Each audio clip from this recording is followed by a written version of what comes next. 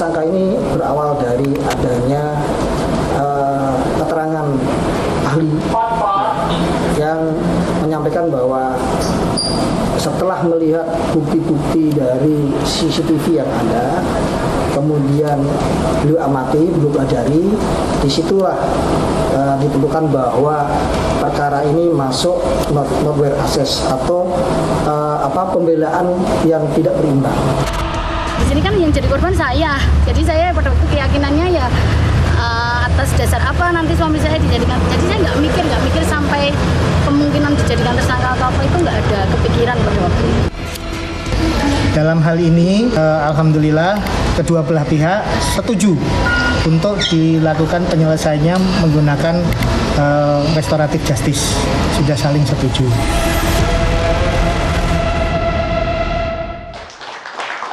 Saya boleh langsung ke Mas Bahar, apakah Anda melihat penyidiknya sudah keliru menetapkan pasal dan TSK terhadap Hogi? Ya, kalau melihat kronologinya Mas Andra, dari tanggal 26 April 2025, terus 2-3 bulan kemudian Mas Hogi ditetapkan tersangka. Kan ada jeda banyak tuh Mas. Kemarin tanggal 21 Januari 2026 itu pelimpahan Prof. Nah, setelah itu kan ngapain aja tuh penyidik itu? Dari April sampai jeda 2-3 bulan gitu Mas. Kan ada jeda tuh. Lama kan Pak? Ya benar ya Prof ya. Kan lama. Ngapain aja dari jeda misalnya kita lah. Taruhlah kasusnya tuh April. Ya Bu Sri. Ibu Sri ternyata juga mantan Kapolres Bantul 1 teman-teman. Nah sehingga Bu Sri pasti paham betul ya. Apalagi latar belakang penyidik. Dulu sehingga menurut saya gini Mas. April terus jeda waktu 2-3 bulan itu si Hogi tersangka. Terus taruhlah Juli sampai Desember, artinya ada waktu 5 bulan. Penyidik di Polresta ngapain aja sih? Kemungkinan saya menduga itu memberikan kesempatan untuk diselesaikan di luar mekanisme pengadilan formal. Mediasi. Nah makanya seperti itu Bu. Saya tidak mengatakan restoratif ya, karena ini juga debatable loh, bicara soal restoratif. Betul, nah artinya Bu kalau misalnya seperti Bu Sri bilang tadi diselesaikan di tingkat Polresta Sleman, kasusnya nggak perlu viral kok Mas, ya toh? Dugaan Mas apa Mas? Kenapa bisa alot banget? Nah itu seperti saya sepakat yang dibilang Bu Sri tadi, ada dalil tertentu ya, ada dalil tertentu yang di sana adalah itu tadi Mas Andra bilang tadi ada sejumlah uang, ya dugaan saya ya, menurut keyakinan saya, menurut istilah Mas Panji. Tidak sekali ada dugaan ke sana sehingga ada gini Bu Sri. Kasus yang seperti ini kan kalau Bu Sri pernah menjabat sebagai Kapolres Bantul ya Bu ya. Ada kasus keliti Bu. Sama Mas Andre, tahun 2018 kasus yang hampir serupa Bang Reza terjadi di Jogja Sleman. Ada suami istri yang nabrak yang terduga itu keliti 2 remaja. Kenapa dia nabrak? Karena sebelumnya mobil pick up milik suami istri ini dipukul pakai stick. Sehingga suami ini secara emosi, nah ini pakar, saya kira teman-teman psikolog yang paham tahu ya. Ngejar itu 2 terduga keliti itu kejahatan jalanan Mas. Ya, yang dia bukan begal, tapi secara acak, secara random menyasar dan di hari jam-jam ganjil. Nah pada saat itu daerah Segan itu 2 terduga keliti itu pada saat itu meninggal dunia Bu Sri. Nah apa yang terjadi kasusnya? Kasus itu yang kami di Jogja Police Watch itu sudah belasan tahun ya Mas. Ngawali kasus ini Bu Sri belum pasti paham dan kenal itu Jogja Police Watch itu siapa. Nah kita ngawal kasus yang kayak gini ini sering Mas Andra. Ya seharusnya tidak perlu sampai ke pengadilan, Nah sehingga kasih ingat betul itu Mas Nur Irawan itu menjadi tersangka. Yaitu Desember 2018 Bu. Kalau Ibu pasti paham kasus keliti di Jogja itu seperti apa. Nah proses akhirnya persidangan Mas Andre. Mas Andro, proses persidangan Nur Irawan ini dituntut 2 tahun 6 bulan atau 2,5 tahun ya Pak Prof. Tapi dalam vonisnya majelis hakim berpendapat lain Bu. Dia divonis berapa Bu? 10 bulan Bu. Pasalnya sama Prof. Pasal 310 Undang-Undang Lalu Lintas ayat 4 itu. Karena kelalaian menyebabkan meninggal dunia. Nah lagi-lagi kasus kayak gini ini kan sering terjadi Bu di Yogyakarta ya. Kenapa sih harus sampai mohon maaf ya sampai ke pengadilan gitu loh Mas. Kenapa kalau bisa diselesaikan di tingkat penyidikan, di tingkat kepolisian, tidak harus sampai kasus ini viral terus baru ada tindakan dari pihak kepolisian bahwa kami seakan-akan Polresta Sleman seperti yang kita saksikan tadi itu adalah dia membela diri Mas Andro. Membela diri, wah ini kan karena satu ya sudah CCTV tadi alat bukti dan juga ada keterangan ahli dari dari universitas ya yang ada di Yogyakarta seperti itu. Nah begini Bu Sri, kalau seperti itu apakah dua alat bukti ini cukup ya? Tadi benar, jadi masyarakat juga harus melihat kasus ini tidak berdiri sendiri, harus dilihat secara komprehensif. Ya ada sebab akibat. Kenapa Mas Hogi ya mengejar terduga, awalnya kan terduga artinya ditetapkan sebagai tersangka, namun kasusnya di SP3 karena kedua jambret ini meninggal dunia. Kenapa Mas Hogi? Mas Bahar ada apa Mas? Ya kalau itu tadi ya. Ada perasaan orang, saya sebagai suami Mas ya. Kalau saya tidak membayangkan ketika ada anggota polisi yang sama dialami oleh Mas Hogi ini, apakah didiamkan aja? Wah monggo silakan, saya ikhlas nih. Pasrah gitu toh. Masyarakat akan seperti itu nantinya kalau kasus ini seperti ini terus loh. Capek ya. Ya seharusnya kan kemarin ribut-ribut nih Mas Andro ya. Polri di bawah kementerian tertentu, Polri di bawah presiden segala macam. Sebenarnya intinya bukan itu. Mau di bawah manapun, ya SDM-nya dulu deh dibenahi seperti itu. Oke, sebelum ke Bu Sri Suari, Mbak Devi di sikapi Mbak. Yang perlu kita pahami adalah kalau menurut hemat saya yang nanti saya ingin memohon pencerahan dari para pakar hukum dan praktisi hukum. Kegelisahan ini sebenarnya bukan muncul hanya karena proses hukumnya, tapi karena kita punya pengalaman kolektif bersama bahwa yang salah di negeri ini marah selalu mendapatkan panggung. Ini sederhana, orang yang melawan arus malah berani marah. Orang yang menyerobot antrian bahkan bisa mendelikkan mata pada kita yang sudah ngantri lebih awal. Belum lagi orang yang datang terlambat itu dimaklumi bahkan ditunggu. Pertanyaan saya, ini metode sistem hukum apa yang sebenarnya diterbitkan di negeri ini? Dan kenapa itu kemudian terus menerus dijadikan kiblat hukum kita? Saya pribadi pernah merasakan di jalanan ketika hamil sedang menyetir kondisi hanya 20 km per jam ditabrak oleh motor yang kemudian ternyata itu anak kecil.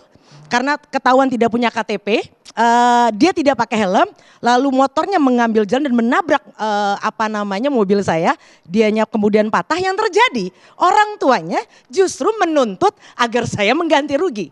Pertanyaan saya, tolong dijelaskan secara akademik, ini sistem hukum apa yang membenarkan orang-orang yang bersalah sehingga di negeri ini justru keburukan, kejahatan itu justru menjadi pemimpin di negeri ini. Straight to the point, Bu Sri Suari saya yakin gemas sekali untuk mengomentari, tapi saya boleh ke Pak Teguh Nasrullah dulu Pak. Jangan sampai dibalik-balik ya Mbak ya, yang harusnya dia bersalah malah sebaliknya.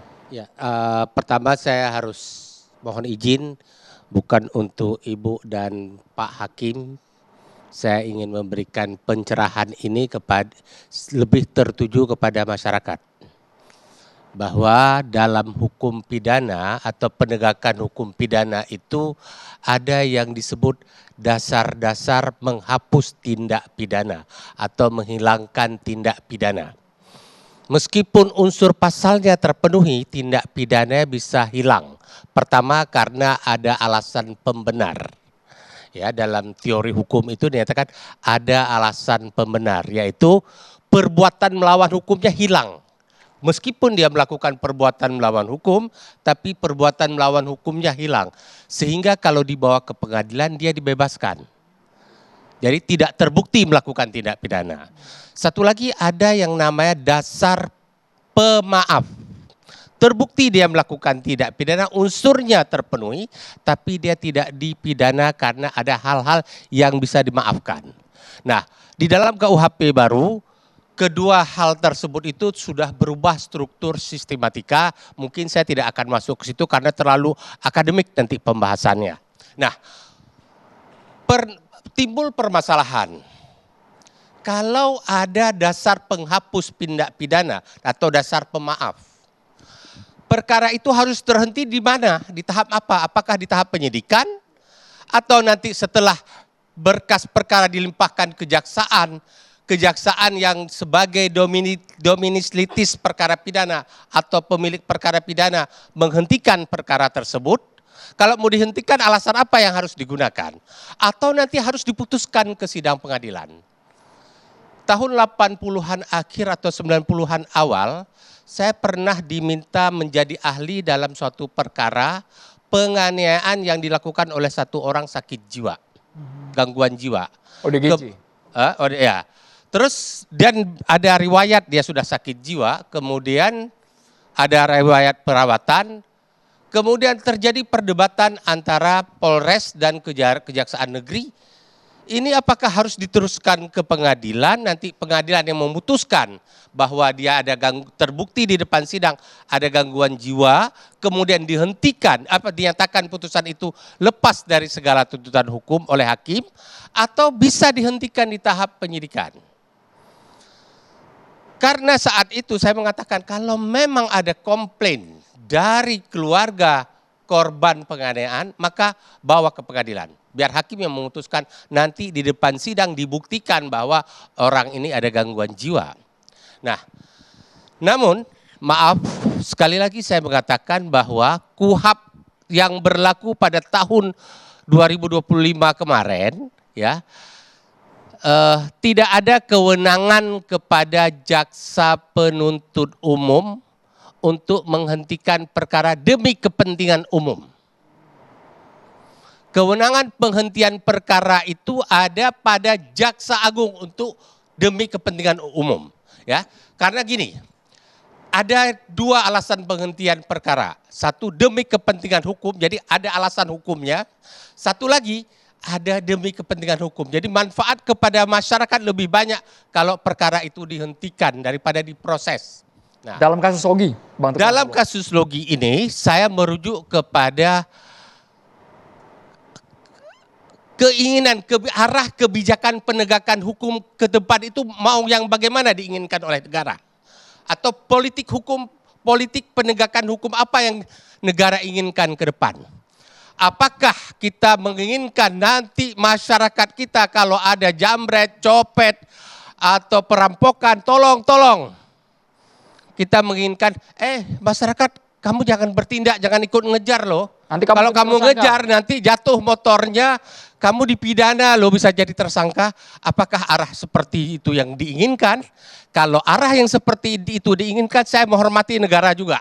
Karena itu keputusan negara. Pak Jaksa Agung, Pak Jampidum, proses perkara ini. Nah, tapi nanti jangan lagi Anda marah, negara marah, presiden marah. Kenapa rakyat kita tidak peduli sekarang? Ya. Tapi kalau Anda inginkan, rakyat Indonesia, Anda kalau ada kejadian seperti itu, wajib Anda perlu peduli. Kejar. Ayo. Namun tidak boleh main hakim sendiri. Kejar pun tidak boleh seperti misalnya nanti tadi sengaja ditabrak biar mati aja sekalian. Penjelasan kuasa hukum tidak ada bagian itu. Nah, makanya saya bilang tadi, kalau saya sepakat dengan Ibu, tadi kan tersenggol.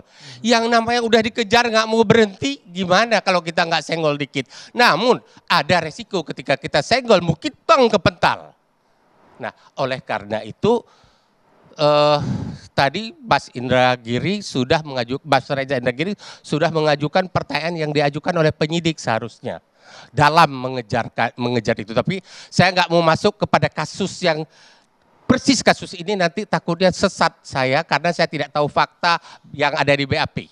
Apa yang sudah ditemukan oleh penyidik. Tapi dengan tadi pegangan penjelasan kuasa hukum, Bang Nasrullah. Makanya saya sudah mengatakan tadi kalau saya sebagai apa yang disampaikan oleh kuasa hukum tadi sekedar nyenggol, saya pastikan diri saya Saya nggak tahu, saya tidak mengarahkan masyarakat.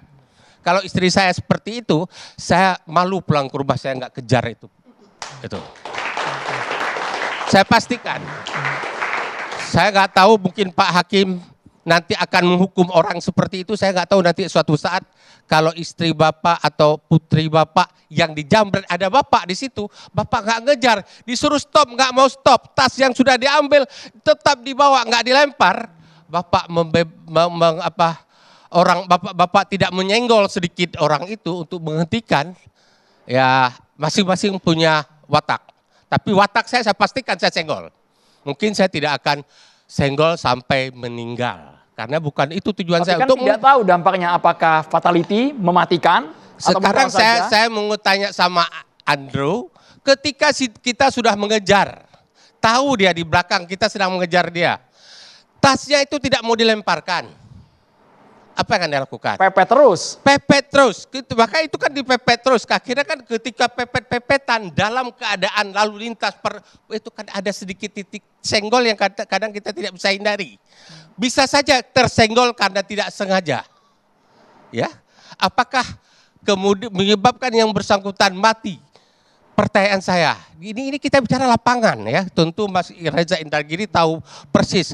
Ini yang dibilang tadi oleh Bu Sri. Not with excess ya, perlawanan yang kita lakukan tapi melampaui serangan terhadap kita. Boleh saja, tetapi ada keadaan shock, tertekan sedemikian rupa di dalam aturan undang-undang. Jadi boleh saja dilakukan pengejaran, tetapi kalau bisa tidak disenggol, jangan disenggol. Tapi kalau tidak ada jalan lain untuk menghentikan, ya saya mungkin akan menyenggol untuk menghentikan. Nah, masalahnya adalah sampai dia nabrak tembok, kan dia sedemikian rupa menghindar. Atau apakah ini karena pepet? Maaf ya, kalau Anda lihat kejar-kejaran polisi dengan penjahat, itu kadang-kadang ada yang dipukul tangannya untuk jatuh meninggal gimana? Kan? Ada juga yang polisi sampai mepet-mepet mengejar. Nah, apakah Anda inginkan polisi yang sangat santun, ayo berhenti, kalau tidak kami tembak di udara, nggak pernah berhenti? Ya. Tolong, satu lagi saya ingin mengatakan, dalam KUHP baru ada salah satu penegakan hukum itu hukum yang hidup di masyarakat. Hukum yang hidup di masyarakat ini memang saya buat perluasan pengertiannya. Pengertian perluasannya adalah apa yang diinginkan oleh masyarakat. Survei, apa yang diinginkan oleh ibu-ibu dan para orang tua atau itu. Apakah ingin kasus yang menimpa keluarga kita, kemudian ada kita di situ, kita hanya diam saja, ya sudah ikhlas saja, atau kita kejar dia. Itu hukum yang hidup di masyarakat. Kita ingin oleh karena itu saya ingin kepada Pak Jaksa Agung ambil kewenangan Anda. Jangan biarkan kasus ini menyebabkan nanti masyarakat tidak peduli lagi dengan kejahatan-kejahatan seperti itu. Pak Jaksa Agung, Pak Jampidum, ambil langkah hukum. Berikan pembelajaran kepada penegak hukum Anda. Karena saya tidak mau menyalahkan penyidik dan kejaksaan negeri. Penyidik, dia memang berada pada garis dan terjebak pada terpenuhinya unsur-unsur pasal yang ada di Undang-Undang Lalu Lintas. Mungkin terpenuhi unsur pasal. Tapi ketika mengambil kebijakan terhadap perbuatan-perbuatan ini, negara harus hadir memberikan contoh kepada aparat penegak hukum. Kalau kemudian hari timbul lagi permasalahan ini, ada pedoman yang Anda harus lakukan. Terima kasih dulu. Saya ingin memberikan garis bawah terlebih dahulu bahwa saya sungguh-sungguh berempati pada keluarga Mas Hogi. Gitu ya. Tetapi pada sisi lain saya juga harus mencoba menerapkan disiplin psikologi forensik untuk mengurai situasi ini. Situasi ini saya yakini sebetulnya bisa dipotret dari dua sisi. Apakah kita akan memotret Mas Hogi sebagai seseorang yang dianggap polisi telah melakukan pelanggaran undang-undang lalu lintas? Ataukah kita ingin memotret Mas Hogi sebagaimana yang dipotret oleh para netizen sebagai seorang suami yang tengah membela istrinya? Izinkan saya untuk memilih untuk sedikit menguraikan pada poin yang kedua. Jadi saya mengabaikan cara polisi menangani kasus ini, tapi saya lebih hirau pada penilaian netizen. Sekali lagi, netizen menganggap bahwa Mas Hogi adalah seorang suami yang baik, yang teladan, yang mencoba membela istrinya. Sebagaimana juga dikatakan oleh Pak Teguh tadi. Sebagai seorang suami yang menyaksikan dengan mata kepalanya bagaimana seorang istrinya disakiti, dijahati, dijambret sedemikian rupa, saya bayangkan bahwa Mas Hogi seketika darahnya naik ke ubun-ubun. Dia murka, melihat istrinya terluka, dia naik pitam, lalu melakukan pengejaran. Kalau demikian suasana batin Mas Hogi, maka dalam psikologi forensik ini disebut sebagai heat of passion. Saya Indonesiakan saja, darah naik ke ubun-ubun, intinya begitu, heat of passion. Naik pitam.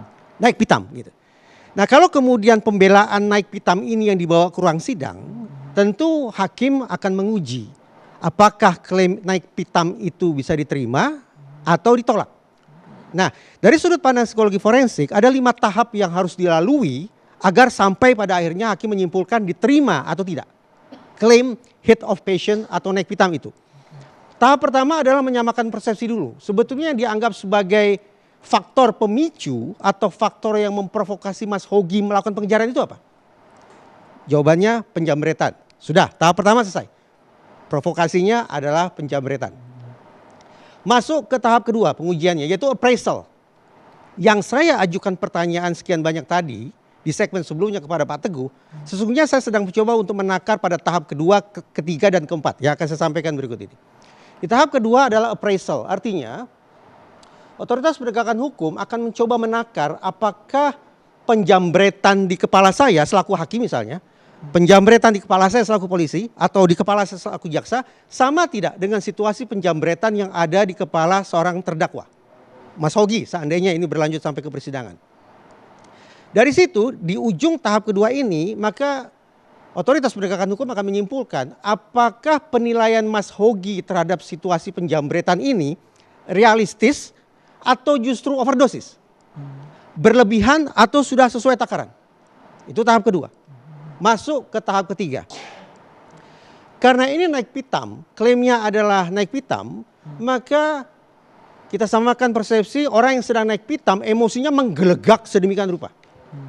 Jadi perlu dicek apakah pada saat itu Mas Hogi emosinya, amarahnya, kemurkaannya naik ke ubun-ubun seperti apa. Tahap ketiga. Berlanjut ke tahap keempat. Konsekuensi dari tahap ketiga yaitu emosi yang naik ke ubun-ubun adalah akal berpikir jernihnya menjadi lumpuh. Itu tahap keempat. Nah tanda petik sayang beribu sayang dari pertanyaan-pertanyaan yang saya ajukan kepada Pak Teguh tadi justru terindikasi paling tidak bahwa saat itu Mas Hogi kondisi emosinya tidak sungguh-sungguh sedang naik pitam. Dan demikian pula rasionalitasnya tetap berjalan. Kenapa? Saya ulangi kembali jawaban dari Pak Teguh. Pak Teguh memastikan bahwa pengejaran terhadap penjambret itu bertujuan. Punya tujuan. Yaitu mengambil tas. Kemudian Pak Teguh juga mengatakan bahwa Mas Hogi sebelum melakukan pengejaran terlebih dahulu melihat kondisi istrinya. Artinya ada 2 situasi yang saat itu dipertimbangkan oleh Mas Hogi. Sesegera mungkin melakukan pengejaran ataukah melihat kondisi istri terlebih dahulu. Setelah melihat kondisi istri dan memastikan bahwa kondisi istrinya baik-baik saja, barulah kemudian Mas Hogi memutuskan untuk melakukan pengejaran. Jawaban berikutnya, kata Pak Teguh, Mas Hogi tidak ada keinginan menabrak. Itu artinya pada situasi pengejaran itu berlangsung, di kepala Mas Hogi ada opsi-opsi. Dan opsi yang tidak diambil oleh Mas Hogi adalah menabrak para penjambret. Plus jawaban Pak Teguh yang keempat. Mas Hogi ini ternyata sudah memperhitungkan kekuatannya. Bahwa dia punya mobil. Penjambret hanya motor. Mas Hogi juga melakukan perhitungan terhadap penjambret bawa cutter. Apa yang ingin saya katakan? Tadi sempat saya kemukakan. Klaim naik pitam atau klaim heat of passion itu pada tahap ketiga dan keempat ditandai emosinya menggelegak, saking menggelegaknya sampai-sampai rasionalitasnya lumpuh.